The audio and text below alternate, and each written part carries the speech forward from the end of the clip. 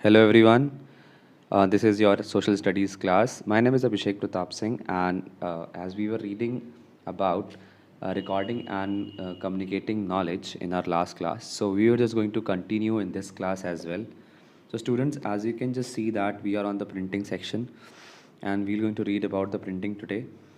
So let's start the reading, and I hope that you have watched the videos of like last videos related to the lesson. So let's start with printing. Now, printing was developed in China about 2000 years ago. Okay, so it was developed in China, and a time was around 2000 years ago. The Chinese cut designs on flat blocks of wood. Ink was applied on the block and it was pressed on the paper. So as you can see in the picture only, it's very clearly visible that they were using the blocks, and because those blocks were dipped into that ink, and that was giving impression on the plain paper or a clear paper. This method was used by the Chinese to print books, and a lot of Chinese used this method to print books. Though the blocks took a long time to make, several copies of book could be made from them. And what they have, like that process was taking time of making a block only.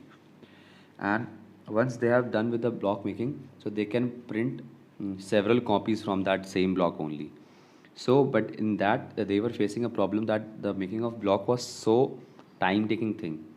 So, in the year of 1450, Johann Gutenberg of Germany brought about a revolution in printing. He made several small mental molds of the letter of the alphabet. They were all they were called types. They could be arranged from words, lines, and pages. This was called typesetting, and it was some no the in the year of 1450, Johann Gutenberg made a small impressions of small letters of the alphabet, and they were called types. So those every small like letter was arranged in a different line. So by the use of those each alphabet, they were able to write lines and pages accordingly as they want. So this was called typesetting. Ink was applied to the typeset pages and they were pressed on the paper to get the impression. And the same funda they were using for ink purpose, like for printing, that they were just the typeset and they were pressed on the paper to get the impression. So ink was applied on the typeset pages, and then the impression was given to the plain pages. Once a book was printed, the individual types were taken apart. So like once we have done with the printing of a book, and used to print another book, and with the same things they used to print another book. Putting together the types to make a pages of a book was much faster and easier than making a block of the page. So this method was very much easier and faster as compared to the last method, which was the block printing. Books could no longer be printed much faster and in larger. So now this process was time consuming, so not it was time saving, and the making of blocks were time consuming. So this process was proving to be best. Now books could now be printed much faster and in larger number. They become cheaper and many more people could read them, and that was something which was read by everybody. It was cheaper and it was faster too, and they were able to print number of books from those that kind of method, means of from the typesetting. So that was proving to be best method. Then after that, we made one more very good thing for the people who were blind. There was a invention of braille. We read with our eyes, but how would a visual challenged person read? So that was a kind of a question for all of us. A special script called braille allows a person who cannot see to read a book using his or her fingers, and the script was developed by Louis Blair in France.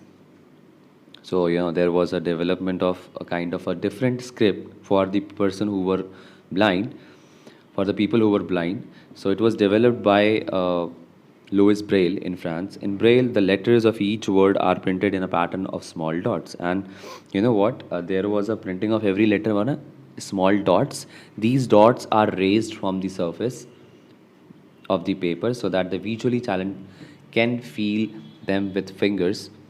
Braille is read by lightly running their fingers along these dots. Now, so as you can see in the picture only, so those all letters were like raised on a paper, and just like rolling fingers over there. A person who was visually challenged may able to read those words by just uh, understanding the shape of it in his mind or in her mind. So, Braille is read by lightly running their fingers along these dots. Now, knowledge literacy in progress. With the coming of computers, printing has become much faster and better. Metal types are no longer used. Instead, special computer software like PageMaker and InDesign are used to arrange the text and pictures in the page. Now, we are not using those, metal blocks of letters, metal, metal letters, metal blocks of letters small. So we are not using that thing anymore. Now, today we have, special softwares like PageMaker and InDesign are used to arrange the text and pictures in the pages. If a country wants to make a progress, it is important that knowledge to be communicated to a large number of people. So if we are looking for our progress of our country, and then it's very necessary or mandatory to, it's very important to just spread or just to pass our knowledge through large number of people and in a accurate way. That this is possible only if most people in the country can read and write, and for that literacy is very important. Means a person should know how to read and write. This is possible only if most people in the country can read and write. Literacy is therefore a key to progress. Unfortunately, in India, a large number of people still cannot read and write, and this is very unfortunate thing for all of us, that in our country a lot, like, there is a large number of people who cannot read and write still. So we should a lot of time government has taken a huge steps to make them literate, but still we are struggling with this.